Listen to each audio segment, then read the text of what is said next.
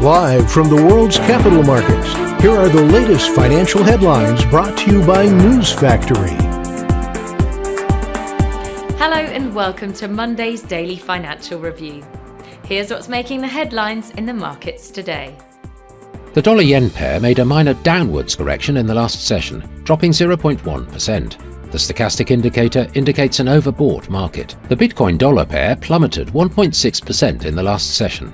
The stochastic RSI indicates an oversold market. The Aussie-dollar pair traded sideways in the last session. According to the stochastic indicator, we are in an oversold market. The oil gained 0.7% against the dollar in the last session. The stochastic RSI is giving a positive signal. Coming up, the choices from our chief analysts for today.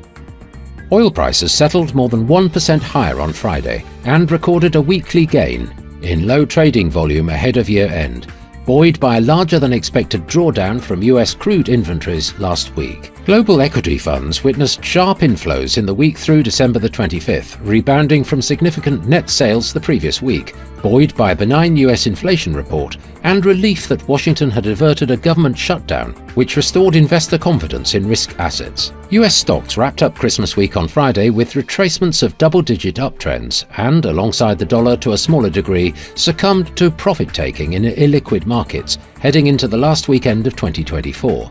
Even with its slight loss on Friday, the US dollar was headed for an almost 7% annual gain. Those were today's major economic events. And now, moving on to world financial headlines. The Austrian Producer Price Index will be released at 8 GMT. Japan's Jibun Bank Manufacturing PMI at 0:30 GMT. The US Chicago Purchasing Managers Index at 14:45 GMT. The US 6-month bill auction will be released at 16:30 GMT. Spain's current account balance at 9 GMT.